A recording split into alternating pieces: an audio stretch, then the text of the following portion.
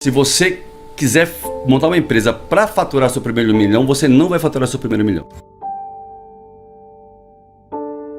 Quando que virou essa chave pro empreendedorismo, assim, que você falou, cara, vou empreender? Aconteceu alguma coisa, algum fato marcante? Aconteceu.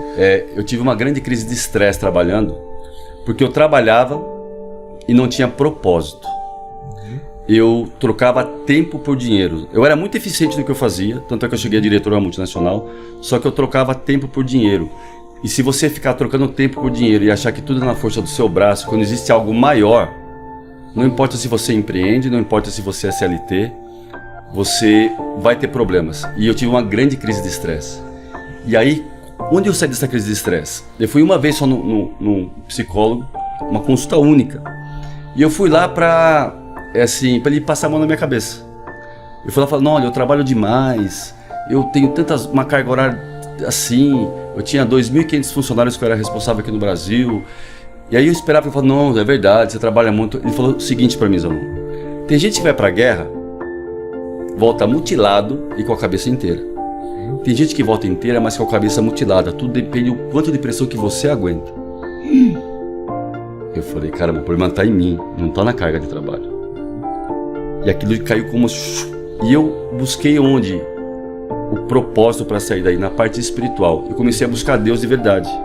Entender que eu não estava aqui de passagem para ganhar dinheiro. Aliás, ninguém está aqui para ganhar dinheiro. Se alguém montar uma empresa para ganhar dinheiro, montou a empresa com a intenção errada. E tudo começa na intenção, né? E isso caiu muito forte dentro de mim. Eu falei, não, então eu vou empreender, mas eu quero empreender de uma maneira diferente. Eu quero empreender da forma que eu estou tendo esse contato agora com algo muito maior.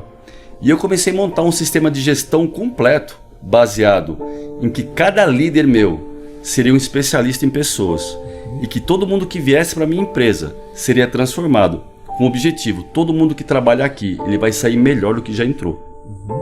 E todo o sucesso eu devo a isso, a realmente amar pessoas e entender que a minha empresa também seria um lugar para que cada funcionário pudesse cumprir o propósito dele dentro da empresa. Show de bola. Bora falar dos pilares para a pessoa poder faturar o primeiro milhão? Vamos. Na sua visão, quais são assim os 3 pilares fundamentais para qualquer empresa, qualquer pessoa que for empreender faturar o seu primeiro milhão? Vamos lá. Como eu falei, a primeira coisa começa pela intenção.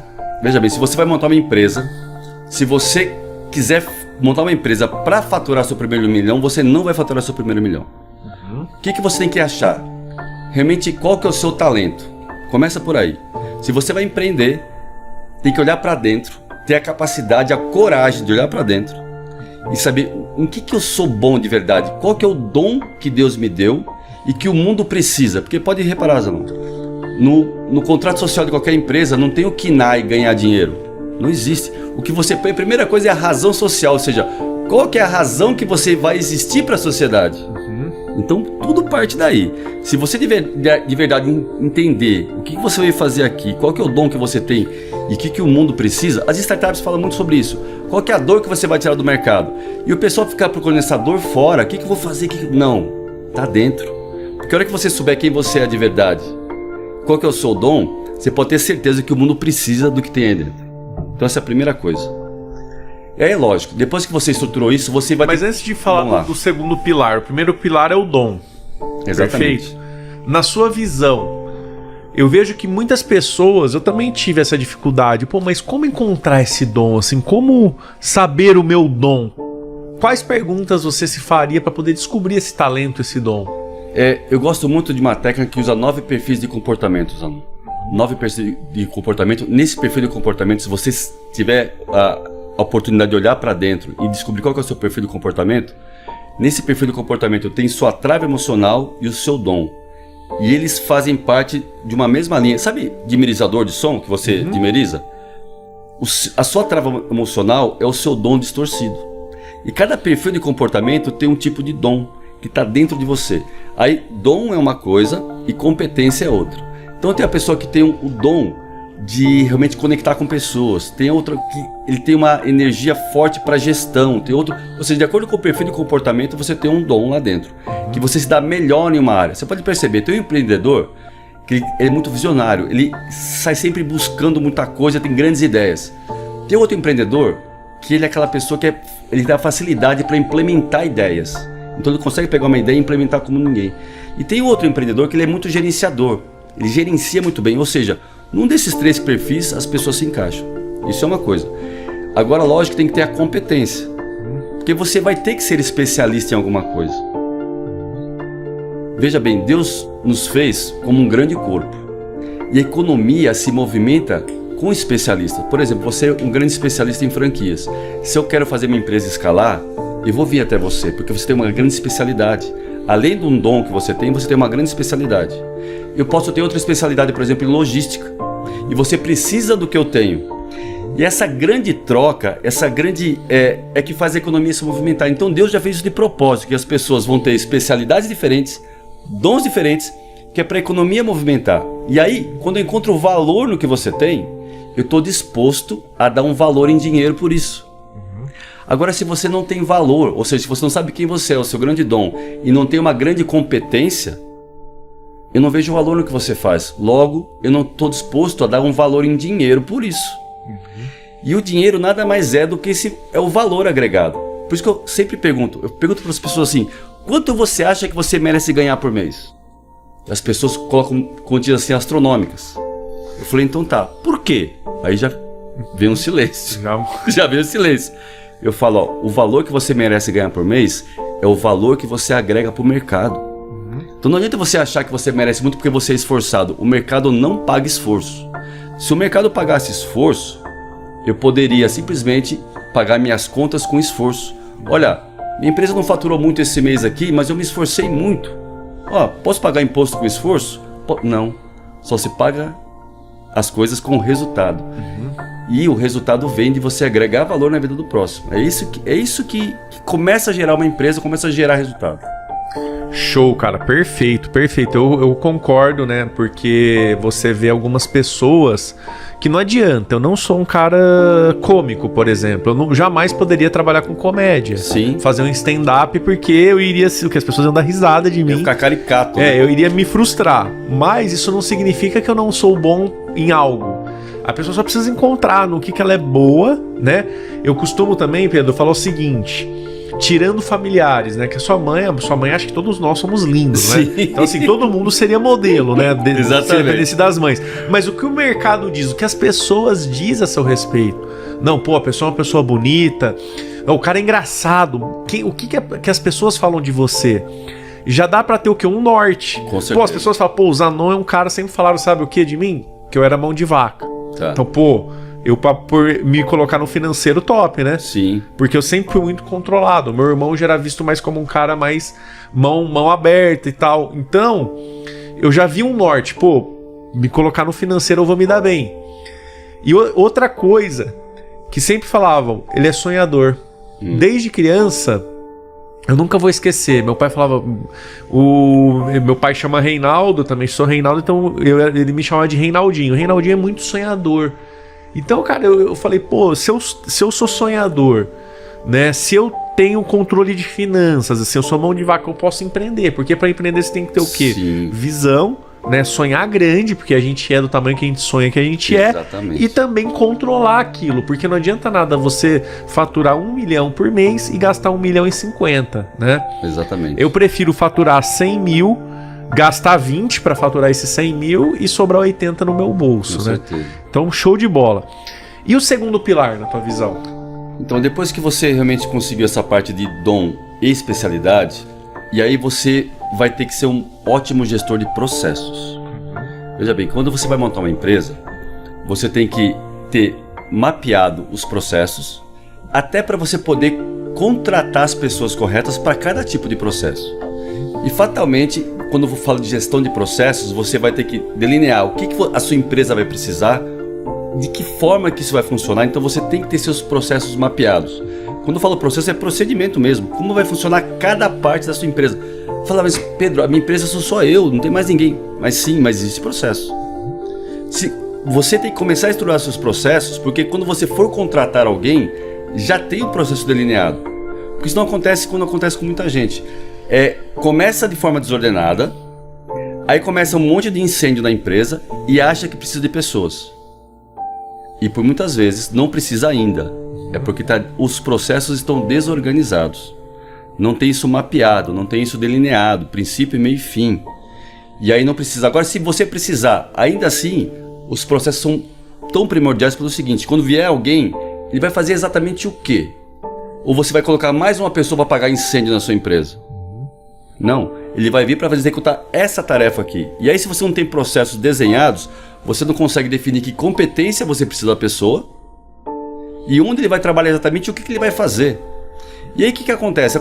Assim, o pequeno empreendedor, acontece muito isso. Ah, tem um sobrinho ali, que o cara é bonzinho, e põe ele pra dentro. Aí tem o primo, e vem colocando. E vem colocando, e ninguém sabe muito bem o que faz. E tá tudo na cabeça do empreendedor. Então, se ele não desenhar os processos, ele não vai conseguir crescer. Mesmo se ele for único, ó, sou eu SA, não tem mais ninguém na empresa comigo. Não tem problema nenhum, desenhe e mapeie seus processos. Para quando precisar, que logo vai precisar, se você estiver organizado, você vai saber exatamente como colocar a pessoa em cada lugar para trabalhar. E aí dentro de processos, você precisa ter indicadores de performance desde o primeiro dia da sua empresa. Onde você quer chegar? Você precisa ter os indicadores muito bem desenhados. Se você não mede, você não faz gestão. Você só faz gestão daquilo que você mede. Então precisa ter indicadores. E não adianta encher de indicadores. Vou ter um monte de meta. Não. Tenha poucos indicadores, mas relevantes e que você vai tomar decisão com aqueles números. Legal essa colocação. Antes de falar dos indicadores, voltando um pouquinho aí nos processos, para quem está assistindo a gente, às vezes não entende o que é um processo. Processo é muito simples. É um mapa que, se eu morrer amanhã, você vai ter um guia, né? Um mapa do que é que tem. Ah, vendas, vendas a contratação. Bom, contratação tem que ter esse perfil, tal. Vai ter que ter uma empresa de seleção ou eu faço seleção interna. Isso tem que estar tudo desenhado, porque para não ficar na mão do Reinaldo, na mão do Gustavo, porque o objetivo de uma grande empresa é que essa empresa se vai perpetuar por séculos. E uma hora eu não vou estar mais aqui, às vezes eu não sei nem se vai ser da minha família, pode ser que vai ser vendida a minha empresa. Aliás, todo negócio um dia você escala ele para vender, né? Assim como você fez o seu. Exatamente, a melhor coisa. E vou falar, Reinaldo, assim, quando alguém for desenhar um processo da empresa, ele tem que sempre desenhar o processo olhando para a necessidade do cliente. Vou dar um exemplo simples aqui. Sei lá, restaurante Aquilo. Quero que eu mostrar o restaurante Aquilo. Aqui, por exemplo, nós estamos num prédio comercial aqui, que um restaurante Aquilo aqui vai matar a dor de muita gente. Porque vão ter vários funcionários aqui que precisam sair para almoçar, comer rápido e voltar. Eu falo, tem 40 minutos para comer de repente. Como é que ele vai estruturar o processo de um restaurante Aquilo? Veja bem, ele vai pensar, peraí, o que meus clientes precisam? Comer rápido, a um preço legal, né? E se eu estruturar uma fila só aqui no meu restaurante, vai ficar uma fila enorme. Peraí, e se eu tiver 4 balcões de atendimento onde as pessoas chegam e já saem rápido do outro lado? Ou seja, ele vai estruturar o processo dele de acordo com a intenção e a dor que ele quer matar no mercado. Isso que traz sucesso. E para quem está começando, que é um microempreendedor e não tem processo nenhum, quais seriam os 5 principais processos a ser desenhado? Olha, primeira coisa, você precisa definir a sua parte operacional. Vamos supor, se você vende pipoca, como que é o processo para você produzir, comprar, ou seja, toda a parte operacional do seu carrinho de pipoca, por exemplo. E falar, mas pipoca, Pedro... Existe empreendedor, por exemplo, tem o Valdir lá de Curitiba, o Valdir de Pipoca, já ouviu falar dele? Já ouvi falar, famoso. Ele tem franquia hoje em dia. Então, ou seja, porque ele é estruturado e organizado. Porque tem processo. Tem processo. Como eu trabalho com franquia, eu entendo bastante disso aí. Não tem como você franquear sem processo. O processo faz parte do franqueamento. A gente tem a Zanon Expand, que a gente transforma negócios em franquias. Então a gente fica 6 meses estruturando o quê? Os processos. Exatamente. Como é que funciona? Tá... Aí o consultor vai, mas e aí? E se apertar isso aqui? Se fizer isso? Aí você vai desenhando os processos. Porque quando um franqueado compra um negócio, ele compra um modelo pronto, né? Ele tem que ter um manual operacional. Porque a franquia é a multiplicação de uma célula perfeita, né, Zanon? Sim. E se quem está começando pequeno é uma pequena célula, não é um grande corpo ainda. Então a parte operacional é a primeira coisa. Segunda parte, a parte financeira. Você tem que ter processo na sua parte financeira, desenhado. Quanto que você vai tirar para você por mês? Quanto que é separado para cada área de custo da sua pequena empresa? Você não pode começar o seu mês com uma surpresa. Quanto que eu vou gastar no final desse mês? Não sei, vamos deixar o mês rolar? Não. Você tem que planejar o seu mês antes de começar E aí, cada centavo que vai sair da sua empresa, você fala, opa, a conta aqui de manutenção, eu tenho R$1.000 para gastar aqui.